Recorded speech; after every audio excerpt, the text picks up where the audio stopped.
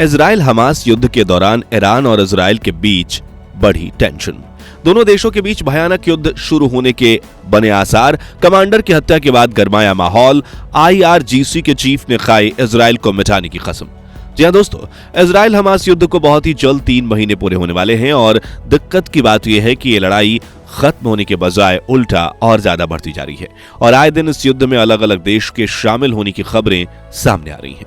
ऐसी एक खबर ईरान को लेकर सुनने को मिल रही है जिसमें कहा जा रहा है कि ईरान अब इस युद्ध में सीधा शामिल हो सकता है। दरअसल इजराइल ने कुछ ऐसा कर दिया है जिससे ईरान बुरी तरह से तिलमिला गया है और उसकी तरफ से इजराइल के खिलाफ एक के बाद एक तीखे बयान जारी किए जा रहे हैं।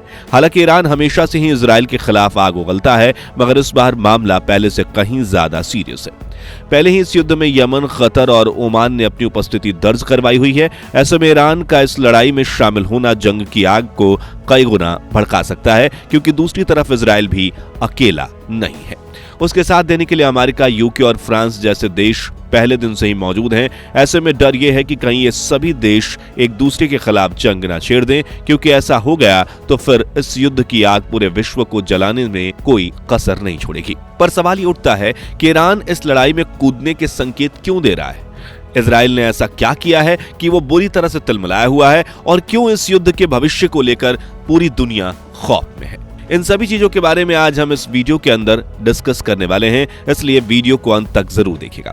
दोस्तों, जब से इजराइल हमास युद्ध शुरू हुआ है तभी से ईरान ने अपना स्टैंड एकदम क्लियर किया हुआ है और वो इस लड़ाई में खुले रूप से हमास और फिलिस्तीन के पक्ष में है और अपनी क्षमताओं के अनुसार जितना हो सके वो गाजा के लोगों की मदद भी कर रहा है। वैसे देखा जाए तो ये सिर्फ इस युद्ध की बात नहीं, बल्कि ईरान हमेशा से ही इजराइल के खिलाफ रहा है और उसकी तरफ से ये साफ साफ कहा जाता है कि दुनिया में उसका सबसे बड़ा दुश्मन इजराइल ही है।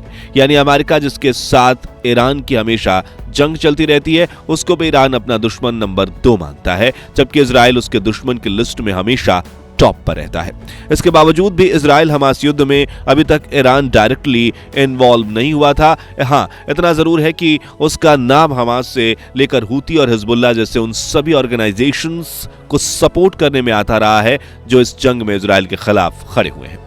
इस जंग की शुरुआत से ही ईरान पर यह आरोप लग रहे हैं कि वो हिजबुल्लाह और हमास को हथियार सप्लाई करने के साथ साथ उनकी आर्थिक रूप से भी मदद कर रहा है। हालांकि इनमें कोई भी दावा कभी साबित नहीं हो पाया है और ना ही ईरान इस लड़ाई में कभी डायरेक्टली इन्वॉल्व हुआ है, क्योंकि ईरान अगर इस युद्ध में कूद जाता है तो ये लड़ाई बहुत बड़ा रूप ले लेगी। हाँ, इतना जरूर है कि समय समय पर ईरान के अलग अलग ऑफिशियल्स के द्वारा इजराइल के खिलाफ बयानबाजी और धमकियां दी जाती रही हैं, मगर अब ऐसा लग रहा है कि उन सभी धमकियों को ईरान हकीकत में बदल सकता है, क्योंकि इजराइल ने उसके साथ कुछ ऐसा किया है जिससे ईरान का पारा 7वें आसमान पर पहुंच गया है। तो चलिए अब ज्यादा सस्पेंस ना बनाते हुए आपको बताते हैं कि इजराइल ने ईरान के साथ क्या किया और किस तरह ईरान अब इस लड़ाई में कूदने का संकेत दे रहा है। बात दरअसल यह है कि अभी हाल ही में इजराइल के द्वारा ईरान की IRGC आर्मी यानी कि इस्लामिक रिवोल्यूशनरी गार्ड कॉर्प्स के टॉप मिलिट्री कमांडर सैयद रजी मौसावी की हत्या कर दी गई है। इजराइल की वायुसेना ने सीरिया में एयर स्ट्राइक करके इस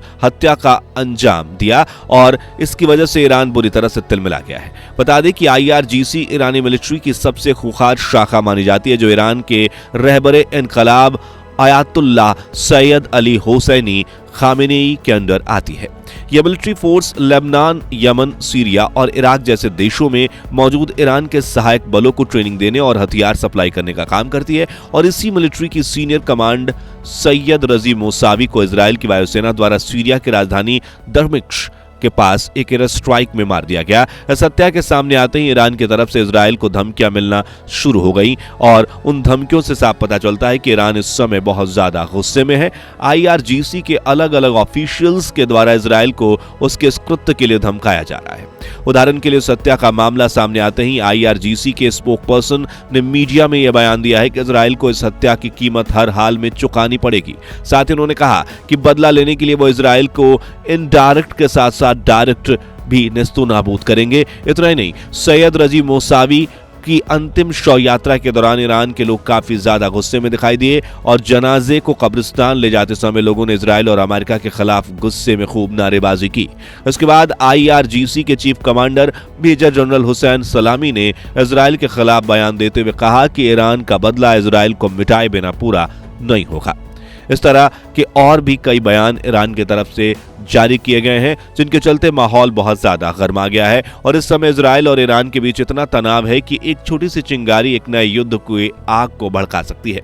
एक तरफ दुनिया पहले ही रशिया, यूक्रेन और इजराइल हमास युद्ध से जूझ रही है।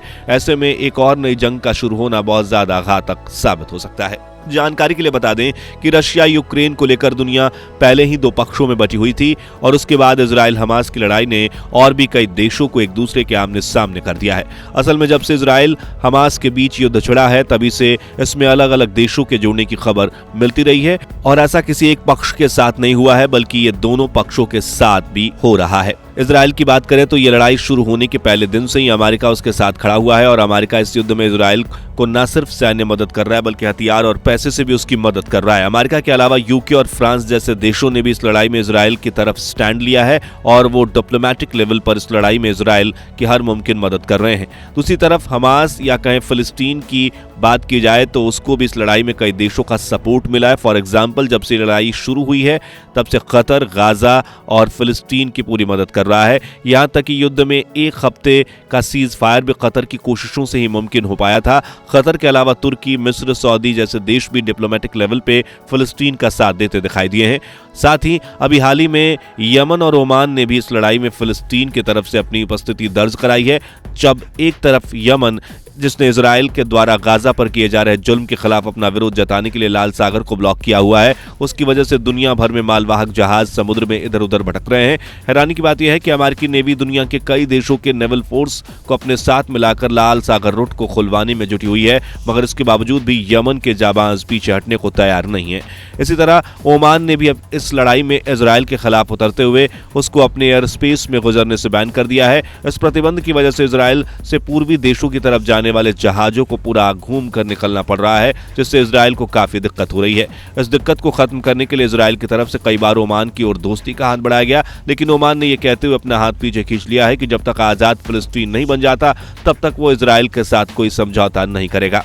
अब अगर ऐसे में ईरान भी इस लड़ाई में इजराइल के खिलाफ कूद पड़ा तो दुनिया के बंटने की रही सही कसर भी पूरी हो जाएगी और इससे पूरी दुनिया में एक ऐसा बवाल फैलेगा कि युद्ध के निशान सदियों तक नहीं मिट पाएंगे। यानी कि इस छोटी सी लड़ाई की वजह से दुनिया में तीसरा विश्व युद्ध शुरू हो सकता है, जो किसी भी देश के लिए अच्छी खबर नहीं है। तो अब इस लड़ाई को जल्द से जल्द खत्म करने के लिए दुनिया के दूसरे देशों को क्या स्टेप लेना चाहिए, कमेंट करके अपनी राय जरूर बताएं। बाकी दोस्तों, हमारी आज की इस वीडियो में बस इतना ही था। वीडियो अच्छी लगी हो तो इसे लाइक शेयर जरूर करना और अगर आप हमारे फेसबुक पेज पर नए हैं तो पेज को फॉलो भी जरूर करें। मिलते हैं जल्दी एक ऐसी और इंटरेस्टिंग वीडियो में, तब तक के लिए गुड बाय, जय हिंद।